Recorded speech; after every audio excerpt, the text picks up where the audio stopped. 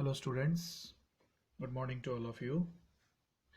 Students, BCom final में आपकी जो ईएफएम सेकंड की बुक है बिजनेस बस्टिंग, उस बिजनेस बस्टिंग की बुक में हम लोग 5वीं यूनिट का कॉस्ट ऑफ कैपिटल का जो हमारा चैप्टर है वो पढ़ रहे थे। कॉस्ट ऑफ कैपिटल में अब तक हम सारे क्वेश्चंस जो cost of equity, cost of preference share capital और डेब्ट कैपिटल के थे वो निकाल चुके हैं। अब हमें कॉस्ट ऑफ इक्विटी कैपिटल और रिटेन्ड अर्निंग, इन दोनों के क्वेश्चन निकालने हैं और इसके बाद हम cost of weighted average cost of capital पे आ जाएंगे, क्योंकि weighted average cost of capital का ही एक पूरा सवाल हमारी एग्जाम में आने वाला है। और उस वेटेड एवरेज में हमने जो पीछे चारों कॉस्ट ऑफ कैपिटल पढ़ी वो हमको निकालनी है। तो मैं आपको इक्विटी कैपिटल का एक प्रैक्टिकल क्वेश्चन जो है वो आज करवा रहा हूं। आप वीडियो पे ध्यान दें। देखिए, आपको वीडियो में एक सवाल दिखाई दे रहा है, एक सवाल है और उस सवाल में क्या क्या चीजें लिखी हुई हैं। देखिए, ये इक्विटी शेयर कैपिटल का एक क्वेश्चन है। इसमें मार्केट प्राइस पर शेयर ये लिखा है 30 रुपीज, यानी एक शेयर की जो कीमत है वो 30 रुपए है।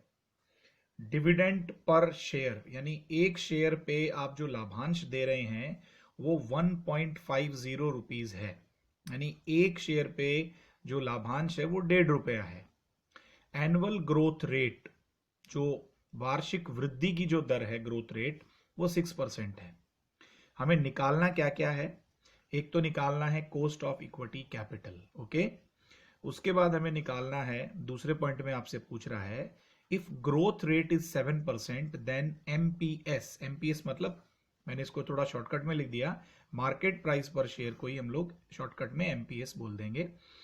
तो ग्रोथ रेट यदि 6 की जगह 7% हो जाए तो मार्केट प्राइस पर शेयर कितनी होगी।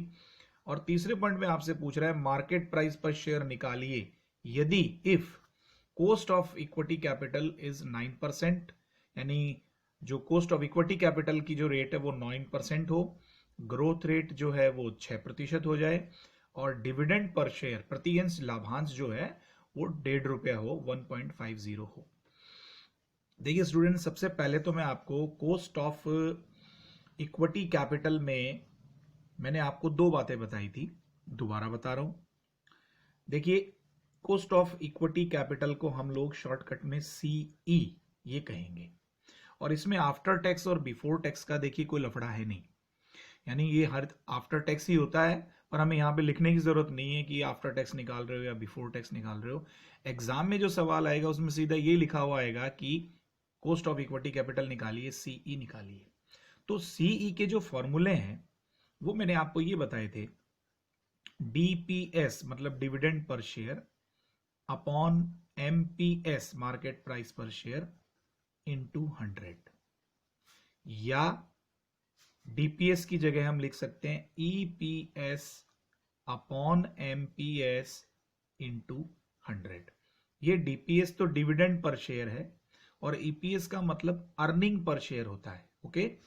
और तीसरा फॉर्मूला देखिए, डीपीएस ये भी हो सकता है और इसकी जगह पे ईपीएस भी आ सकता है, upon market price per share यानी एमपीएस इनटू 100 और प्लस जी।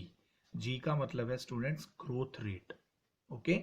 अब देखिए, यहां पे मैंने हर जगह पे एमपीएस लिखा है, एमपीएस। यदि यहां पे प्रश्न में ये लिखा हुआ होता कि वो नए इक्विटी अंशों का निर्गमन कर रहा है, नए समता अंशों का निर्गमन कर रहा है, तो स्टूडेंट्स हम लोग एमपीएस की जगह एनपी लिखते। हमने जो पिछली क्लास के अंदर जो कॉस्ट ऑफ डेब्ट कैपिटल और प्रेफरेंस शेयर कैपिटल वगैरह निकाली, उन सब में एमपीएस कहीं पे भी नहीं आया था, एनपीएस था, यानी नेट प्रोसीड। आप किसी अंश के ऊपर या ऋण पत्र के ऊपर कितना पैसा प्राप्त करोगे वो एनपीएस होता है। तो यहां पे एनपीएस के बारे में कुछ नहीं लिखा है, सीधा मार्केट प्राइस पर शेयर आपको दिया है, इसलिए हमने यहां पे एमपीएस ले लिया, ओके। अब हम इस क्वेश्चन को सॉल्व करते हैं। हाँ जी, सबसे पहली चीज जो हमसे पूछी है वो पूछी है कॉस्ट ऑफ इक्विटी कैपिटल। तो कॉस्ट ऑफ इक्विटी कैपिटल के लिए मैं एक नंबर लगा के देखिए CE, CE is equal to मैं लगा रहा हूं DPS upon MPS, okay, into 100 भी कर सकते हैं, और 30% दिया है तो 200 और प्लस G, ओके।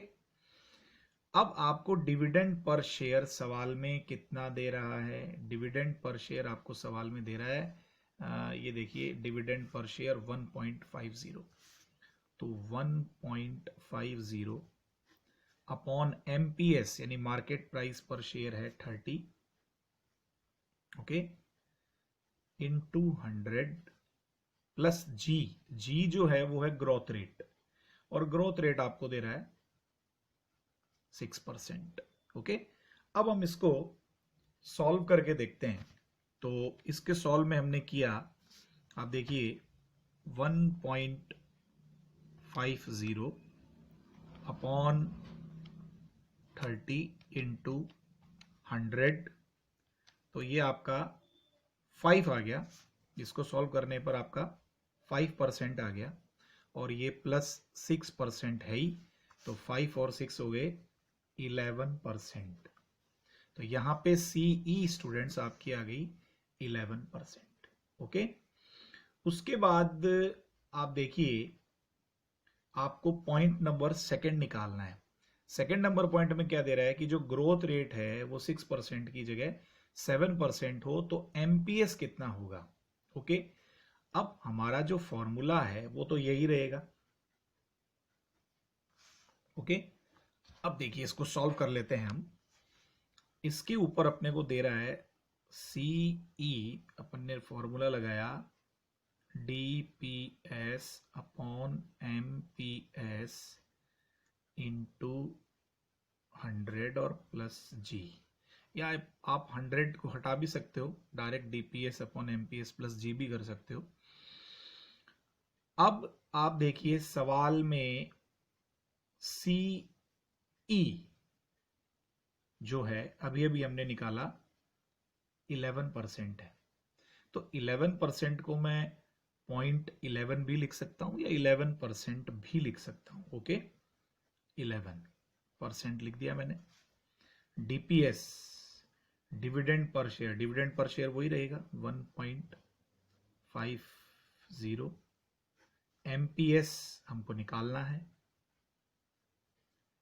इंटू 100, और प्लस ग्रोथ रेट आपको कह रहा है 6% की जगह 7% हो जाएगा, ओके। अब हम लोग इसको सॉल्व करेंगे, तो जब आप इसको सॉल्व करेंगे तो आपको इसको मल्टीप्लिकेशन करना पड़ेगा। MPS हमारा यहाँ पे है नहीं, तो MPS को आप इधर ले जाएंगे, या यदि मैं कहूँ कि 1.5 और MP को आप इधर ले गए, तो और इस 11% को आप इधर लेके आ गए, ओके। तो यहाँ पे 7% है, यदि मैं इसको पॉइंट में चेंज करूं तो ये 7/100 हम करेंगे तो ये 0.07 हो जाएगा।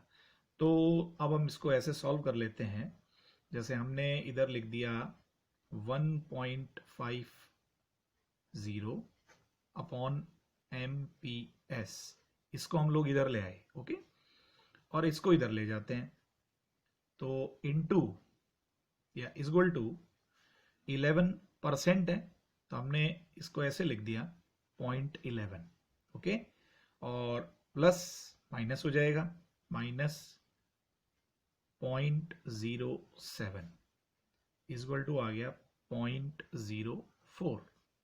ये आप डायरेक्ट भी कर सकते हैं, 11 में से जब आप 7% निकालेंगे तो 4% ही आएगा। उसके बाद आपको MP निकालना है, तो MP equal to 1.5 upon 0.04 equal to ये आ जाएगा 37.5, यानी 37.50 आपका MPS आ जाएगा, मार्केट प्राइस पर शेयर आ जाएगा, ओके। अब आपसे तीसरी चीज ये क्या पूछ रहा है, दोबारा बता देता हूं, आप देखिए तीसरी चीज भी आपसे मार्केट प्राइस पर शेयर ही पूछ रहा है।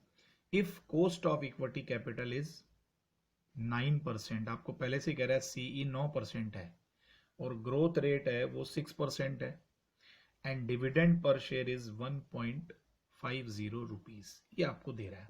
तो इसको हम लोग सॉल्व कर लेते हैं। तो दोबारा फॉर्मूला अपने को यही लिखना है और दोबारा मैं ये फॉर्मूला लिख देता हूं। 3 नंबर लिख के हमने लिखा CE is equal to DPS upon MPS। अब देखिए भाई यहाँ पे 9% को हम लोग 0.09 लिख लेंगे। ओके, तो मैं यहाँ पे इंटू 100 हटा देता हूँ और ये लिख देता हूँ प्लस जी, ताकि आपको ऐसे भी समझ में आ जाए। प्लस जी कर दिया मैंने। अब सीई आपको दे रहा है 9%, तो 9% को अपन क्या लिखें, 9/100 करेंगे तो 0.09 इज इक्वल टू डीपीएस वही 1.50, एमपीएस हमें निकालना है, एमपीएस और प्लस जी, जी यानी ग्रोथ रेट 6% तो 0.06। ओके, अब वही तरीका हम लोग दोबारा अपनाएंगे, 1.50 अपॉन एमपीएस यानी मार्केट प्राइस पर शेयर, या मैं इसको एमपी भी बोल सकता हूं। Okay, is equal to 0.09 minus 0.06, तो आपका ये आ जाएगा 0.03। अब MPS is equal to 1.5 upon 0.03, तो निकाल लेते हैं 1.5 अपॉन 0.03, ये आपका आ गया जी 50 रुपीज, 50 रुपए, ये आपका सीई आ गया। ओके, तो स्टूडेंट्स ये 2-3 फॉर्मूले ही होते हैं और अंतर केवल इतना है कि जहां पे डिविडेंड पर शेयर की जगह यदि किसी सवाल में अर्निंग पर शेयर आ जाए तो हम ई लिख देंगे। यहाँ पे मार्केट प्राइस की जगह यदि वो कह दे कि नए शेयर इशू कर रहा है तो एमपीएस की जगह एनपी आ जाएगा, नेट प्रोसीड आ जाएगा।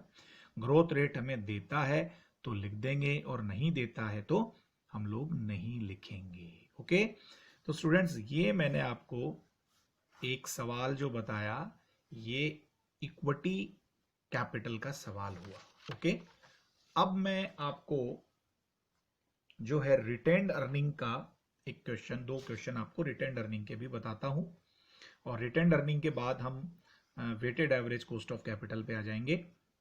देखिए एक सवाल लिखा हुआ है, डिविडेंड पर शेयर ये 9 रुपए है, पर्सनल इनकम टैक्स की रेट आपको 25% दे रहा है, कैपिटल गेन टैक्स रेट आपको 10% दे रहा है और मार्केट प्राइस पर शेयर आपको 100 रुपीज दे रहा है और आपको इस सवाल को सॉल्व करना है और आपको निकालना है कॉस्ट ऑफ रिटेन्ड अर्निंग, यानी इसको हम कह सकते हैं CR। ओके, अब देखिए सबसे पहले तो मैं आपको इसका परफॉर्मा बता देता हूं। सबसे पहले हम लोग यहां पे लिखते हैं CR। ओके, अब CR का जो फॉर्मूला है वो क्या है, देखिए जी, CR एक तरीके से जो इक्विटी कैपिटल होती है इसी का एक पार्ट होता है, इक्विटी कैपिटल का ही पार्ट होता है और इक्विटी कैपिटल का पार्ट होने के लिए यहां पे प्राय DPS भी आप बोल सकते हो या आप कभी कभी EPS, ये दोनों में से कोई भी आ सकता है। ओके, लेकिन ये बिलोंग किससे होगा, ये इक्विटी शेयर के से ही बिलोंग होगा, यानी dividend per share equity share से रिलेटेड होना चाहिए, earning per share equity share से रिलेटेड होना चाहिए, प्रेफरेंस शेयर से रिलेटेड जो है वो नहीं होना चाहिए। ओके, अब इसका हम लोग आगे सूत्र लिखते हैं, इन दोनों में से कोई आया, ब्रैकेट में आपने लिखा 1 माइनस TP, ये कई बुक्स में आपको TP की जगह TI भी मिल सकता है, बात है पर्सनल इनकम टैक्स। ओके, और ये आपने लिखा 1 माइनस B और ये आपने कर दिया जी अपॉन MP और 1 minus sorry 1 minus TC, okay, और इनटू कर दिया आपने 100। अब यहां पे देखिए मैं एक बार आपको समझा देता हूं, डीपीएस और ईपीएस क्या होता है आपको पता है। यहां पे आया टीपी यानी पर्सनल इनकम टैक्स रेट, जो आपको सवाल में 25% दी है, ये टीपी है, ओके। बी का मतलब होता है ब्रोकरेज, दलाली, जो आपको इस सवाल में नहीं दी है। उसके बाद एमपी, वही मार्केट प्राइस पर शेयर है। फिर टीसी, टीसी का मतलब आप ध्यान में रखिएगा, बहुत बार सवालों में कॉरपोरेट टैक्स रेट लिखा हुआ आता है, लेकिन कॉरपोरेट टैक्स रेट ये टीसी नहीं होता है। इस टीसी का मतलब कैपिटल गेन टैक्स रेट होता है। तो कहीं पे कैपिटल गेन टैक्स रेट लिखा है तो ही आप यहां पे 1 माइनस टीसी लिखेंगे, यदि नहीं लिखा है तो आप केवल एमपी लिख देंगे, ओके। अब हमारा जो सवाल है इसमें क्या क्या चीजें दी हुई हैं, देखिए आपको डिविडेंड पर शेयर दिया 9, तो हमने यहां पे लिख लिया 9, ओके। उसके बाद 1 माइनस क्या लिखा हुआ है टीपी, तो टीपी कितना है 25%, तो 25% को मैं लिख रहा हूं 1 ए माइनस 0.25, ओके। उसके बाद में है 1 माइनस बी ब्रोकरेज, सवाल में ब्रोकरेज दी नहीं है, हम छोड़ देंगे। अपॉन हम लोग आ गए एमपी, तो एमपी आपको दिया है 100 रुपीज, तो एमपी आ गया जी 100।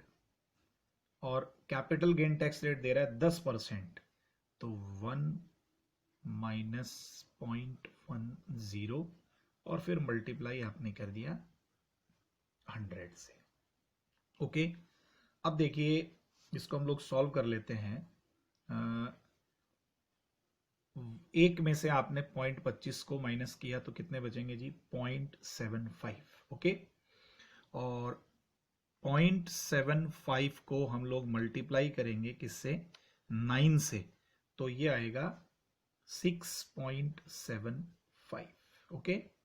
अपॉन एक में से यदि आप 0.10 को माइनस करोगे तो कितना आएगा 0.90 आएगा। 0.90 को आप मल्टीप्लाई करेंगे 100 से तो 90 आ जाएगा, तो अपॉन हो गया जी 90 और इधर हो गया इनटू 100। अब 6.75 अपॉन 90 इंटू 100, इसको हम कर लेते हैं 6.75 अपॉन 90 इंटू 100, तो ये आ गया आपका 7.5%। ये आपकी आ गई C R, C R equal to 7.5%, okay. आपके समझ में आ गई होगी, ओके। अब देखिए ऐसा ही हम एक सवाल और करते हैं। इस सवाल को मैंने थोड़ा सा शॉर्टकट में लिख दिया है। देखिए डीपीएस आप समझ गए होंगे, डिविडेंड पर शेयर, ये आपका कितना रुपए है 15 रुपए। MPS market price per share, ये कितना है 110 रुपए। पीआई टैक्स रेट यानी पर्सनल इनकम टैक्स रेट 25%। और brokerage of investment, brokerage on investment of dividend ये है 2%। सॉरी, ब्रोकरेज आपको 2% दी है। पिछले सवाल में हमें ब्रोकरेज दलाली नहीं दी थी, तो इस सवाल को सॉल्व कर लेते हैं। सी आर, सबसे पहले जब भी आप कोई भी सवाल करें तो आप फॉर्मूला जरूर लिखें। फॉर्मूला जब आप बार बार लिखोगे तो वो चीज आपकी याद हो जाएगी। इसमें ईपीएस नहीं है इसलिए हमने लिख दिया डीपीएस 1 माइनस टीपी और फिर 1 माइनस बी ब्रोकरेज और अपॉन हमने लिख दिया एमपी 1 माइनस टीसी और इनटू 100, ओके। अब देखिए हम सॉल्व करते हैं इसको। डीपीएस यानी डिविडेंड पर शेयर हमें कितना है 15, ये हो गया जी 15। ब्रैकेट में 1 माइनस टीपी, तो पर्सनल इनकम टैक्स रेट आपको दिए 25%, तो 0.25। फिर है जी 2% आपको ब्रोकरेज दी है, तो 1 माइनस, जब 2/100 करोगे तो 0.02, ये आ गया। अब नीचे इस सवाल में कहीं पर भी कैपिटल गेन टैक्स रेट नहीं लिखा है, यानी टीसी नहीं लिया हुआ है। केवल एमपी दिया हुआ है, एमपी कितना है 110 रुपए, 110 और इंटू 100। इसको सॉल्व कर लेते हैं। ओके, तो 15 इंटू, एक में से 0.25 गए, 0.75, ओके, इंटू 1 माइनस 0.02, तो एक में से आप घटाएंगे 0.02, तो स्टूडेंट्स कितना आ जाएगा 0.98, 0.98, ओके, और अपॉन हमने लिख दिया 110 इंटू 100। अब हम इसको और सॉल्व कर लेते हैं। तो हमने किया 15 इंटू 0.75 इंटू 0.98, तो ये ऊपर सॉल्व करने के ऊपर आपका आ गया 11.025, 11.025 अपॉन 110 इंटू 100, तो अपॉन 110 इंटू 100। जब हमने इसको सॉल्व किया तो ये आया 10.02%। ओके स्टूडेंट्स, ये आपका हो गया CR, ये CR आ गया। ओके स्टूडेंट्स, तो देखिए हमने कॉस्ट ऑफ इक्विटी कैपिटल का क्वेश्चन कर लिया, कॉस्ट ऑफ रिटेन्ड अर्निंग के भी हमने 2 क्वेश्चन कर लिए। तो अब हम लोगों ने weighted average cost of capital निकालने से पहले जो चीजें भी हमें निकालनी है उनके हम लोगों ने क्वेश्चन कर लिए। ये जो चीज मैंने अभी आपको करवाई है, मैं आपको ये ग्रुप में भी भेजूंगा, और फिर मैं आपको कॉस्ट ऑफ इक्विटी और कॉस्ट ऑफ रिटेन्ड अर्निंग से रिलेटेड कुछ क्वेश्चंस भी आपको ग्रुप पे सेंड करूंगा होमवर्क के रूप में, जो कि आपको करने हैं। नेक्स्ट टर्न पे अपन लोग वेटेड एवरेज कॉस्ट को शुरू करेंगे और उसके जितने सवाल हम लोग निकाल सके मैक्सिमम क्वेश्चन निकालेंगे। ओके स्टूडेंट्स, लेकिन जितना इसके सारे फॉर्मूले भी जो हैं वो आपके पास ग्रुप में है, आप लोग कॉपी में नोट कर लीजिए और ये क्वेश्चन जो है वो निकालिए। 5th यूनिट का ये इंपॉर्टेंट चैप्टर है। Okay students, thank you very much, take care, good bye.